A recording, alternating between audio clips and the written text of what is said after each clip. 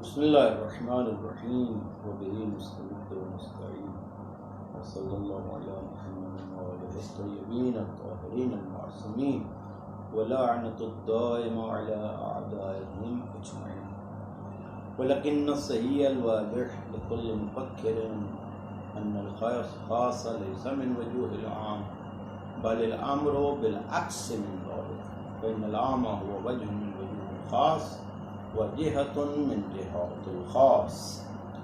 بات ہماری چل رہی تھی وضع کی اقسام کے بارے میں۔ ہم نے 4 قسمیں کی تھی: وضع خاص، موضوع خاص، وضع عام، موضوع عام، وضع عام، موضوع خاص، وضع خاص، موضوع عام۔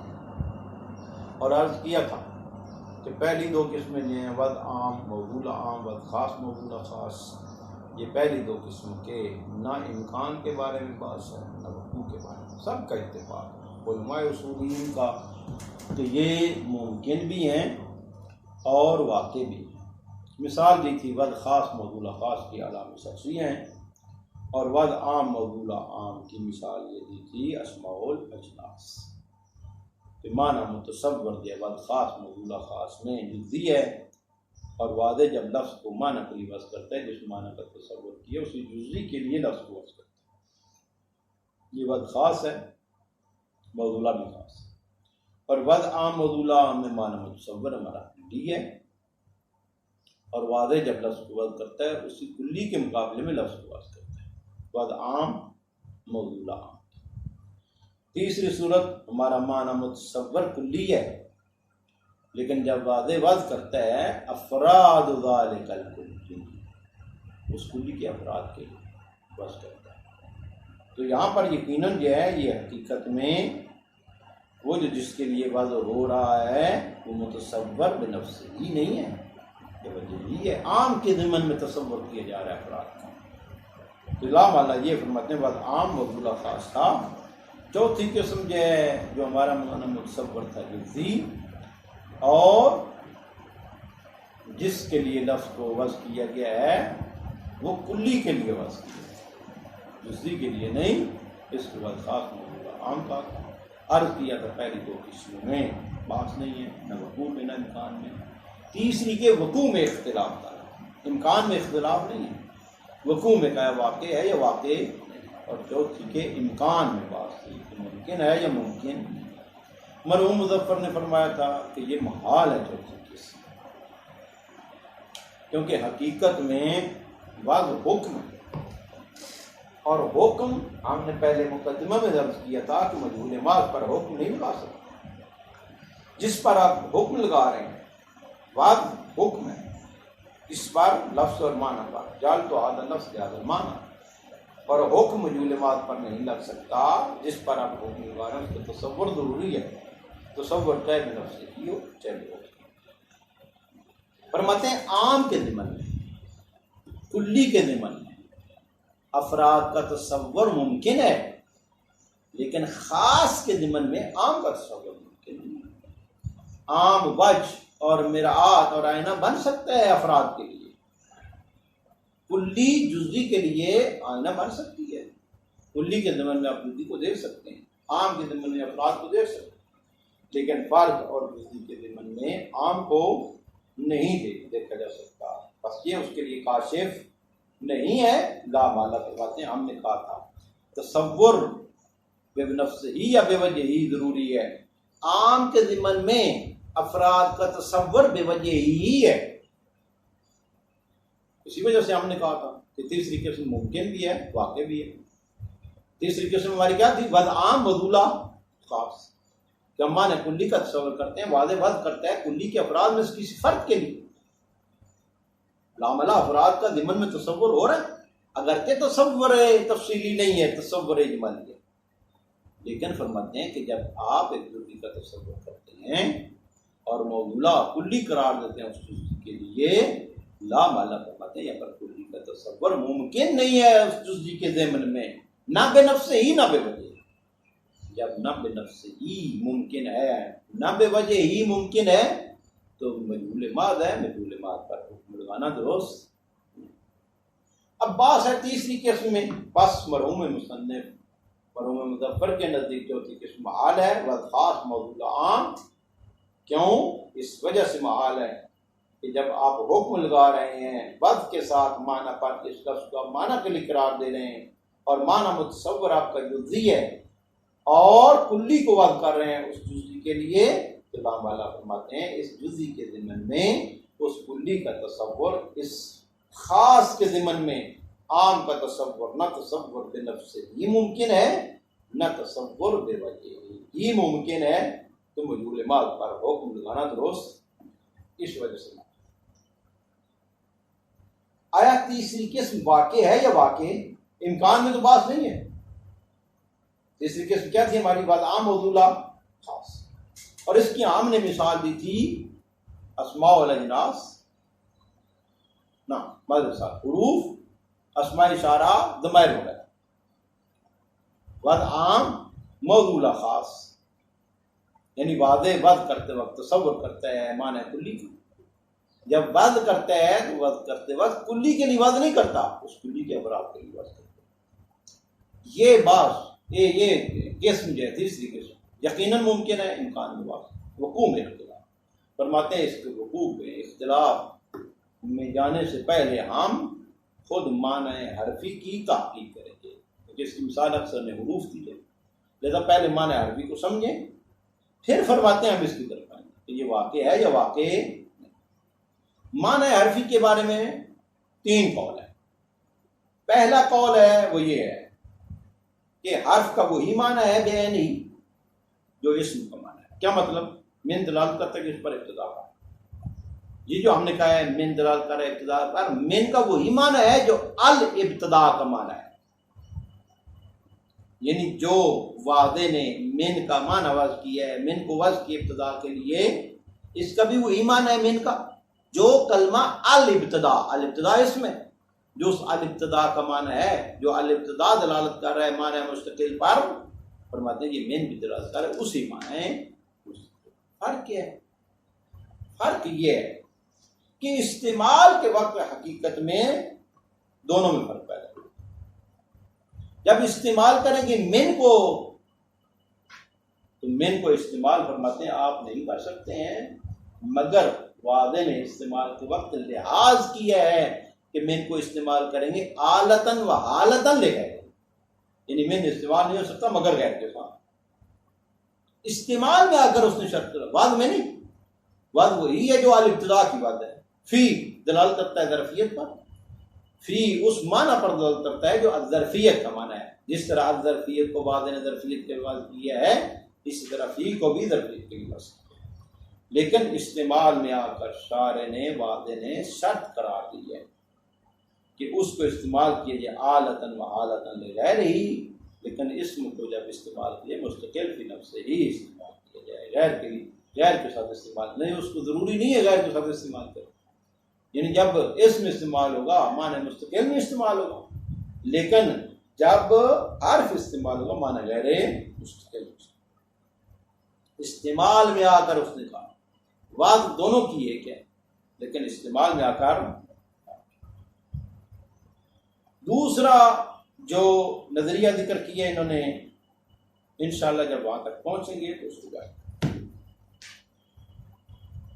وَلَكِنَّ صَحِيحَ الْوَاضِحِ لِكُلِّ مُفَكِّرٍ أَنَّ الْخَاصَ لَيْسَ مِنْ وُجُوهِ الْعَامِ. خاص عام کی وجہ نہیں ہو سکتا، بل الامر بالعکس من ذلك، بلکہ عام اس کا عکس ہے. فإن العام هو وجہ من وجوہ الخاص، عام وجہ ہے، آئینہ ہے خاص کی وجوہ میں سے. یعنی عام کے ضمن میں آپ خاص کو دیکھ سکتے ہیں، لیکن خاص کے ضمن میں آپ عام کو نہیں دیکھ سکتے ہیں. فإن العام هو وجہ من وجوہ الخاص وجہ من جالب.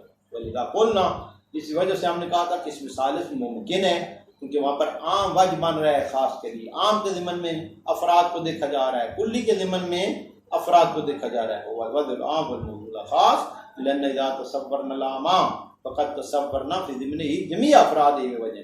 جب ہم نے عام کا تصور کیا ہے تو ہم نے تصور کر لیا اس کے ضمن میں تمام افراد کا بے وجہ سے کیا مراد ہے؟ یعنی تصور اجمالی. فيمكن الوضع لنفس ذلك العام، ممکن ہے یہ وضع ہو لنفس ذلك العام، خود اس عام کے لیے. فَيُمْكِنُ الْوَضْعُ لِأَفْرَادِهِ، اور ممکن ہے کہ یہ وضع ہو اس کے افراد کے لیے. فَيُمْكِنُ الْوَضْعُ لِنَفْسِ ذَلِكَ الْكَلَامِ مِنْ جِهَةِ التَّصَوُّرِ بِنَفْسِهِ، تم خود اس کو بنفسه ہی تصور کیا ہے. فَيَكُونُ مِنْ قِسْمِ ثَانِي، تو یہ قسم ثانی ہو جائے گی. وضع عام موضوع عام. وَيُمْكِنُ الْوَضْعُ لِأَفْرَادِهِ مِنْ جِهَةِ التَّصَوُّرِ بِوَجْهِهَا، اور ممکن ہے اس کو وضع کریں اس کے افراد کے لیے کیونکہ تصور کیا افراد کا بِوَجْهِهَا اجمالاً. فَيَكُونُ مِنَ الثَّالِثِ، بخلاف الامر، بخلاف اس امر کے جو فی تصور الخاص میں ہے.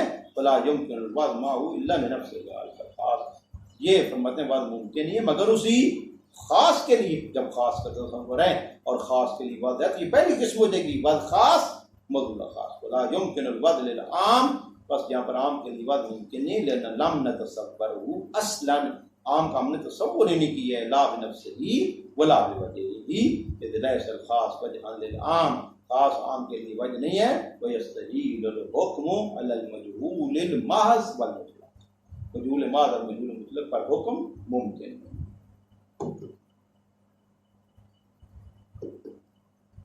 وقوع الوضع العام والموضوع الخاص، آیا وضع عام موضوع خاص تیسری قسم جو ہے یہ واقع نہیں. وتحقیق المعنى الحرفی معنی. اما وقوع القسم الثالث، قسم ثالث کا وقوع فقد قلنا ان مثالہ وضع الحروف، اس کی مثال کیا ہے؟ حروف کی وضع. وما یلحق بها، اور جو حروف کے ساتھ ملک ہیں میں اشارہ ضمائر موصولات استفہام بنا گیا. قبل اثبات ذلك لابد من تحقیق معنی الحرف، اس کے ثابت کرنے سے پہلے ضروری ہے کہ معنی حرف کی تحقیق کریں. وما یمتاز به عن الاسم، اور وہ کیا چیز ہے جو اس حرف کو ممتاز کر دیتی ہے اسم سے، جس کے ساتھ حرف جدا ہو جاتا ہے اسم سے. فن الاقوال فی وضع الحروف ما یلحق بها من الاسماء ثلاثہ، وضع حروف اور جو اس کے ساتھ اسماء ملک ہے اسم اشارہ وغیرہ وغیرہ، اس میں الاقوال فی وضع الحروف ما یلحق بها ثلاثہ، تین قول ہے. پہلا ان الموضوع فی الحروف و بعینہ موضوع فی الاسماء،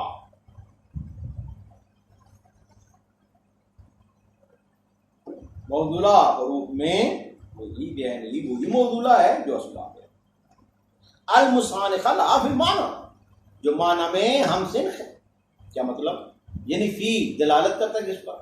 ظرفیت پر. فی کا وہی معنی ہے، اسی معنی کے لیے اس کو واضح نے واضح کیا ہے جس کے لیے کلمہ الظرفیت کو واضح کیا ہے.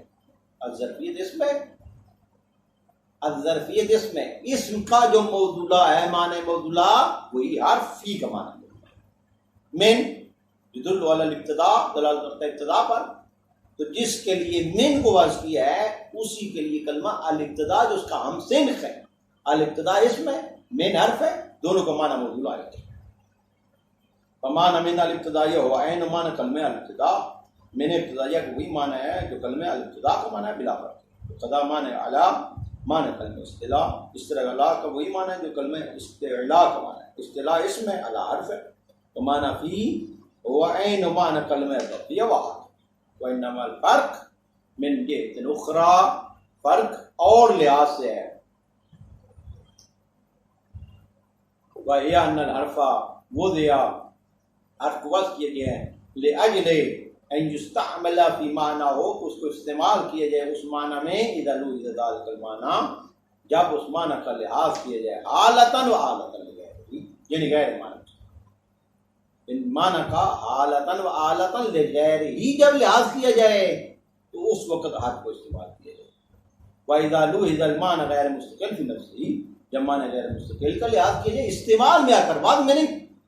معنی موضوع معنی مستقل ہے، استعمال میں آ کر معنی غیر مستقل کے لیے استعمال ہوتا ہے. اس میں وہ دیا اس وقت کے لیے مستعمل فی معنی ہو، استعمال میں اس کے معنی کا لحاظ کیا جائے مستقل فی. مثلا الابتداء معنی واحد، مفہوم الابتداء معنی واحد، وہ دے لفظان. مفہوم ابتداء ایک معنی ہے، اس کے لیے دو لفظ آدھوہما لفظ الابتداء، ایک اس کے لیے جو لفظ وضع کیا گیا الابتداء جو کہ اسم ہے، بثانی کلمہ من جو کہ حرف ہے. لیکن الاول وضع له لأجل ان يستعمل فيها عندما يلاحظ المستعمل مستقلا في لفظه.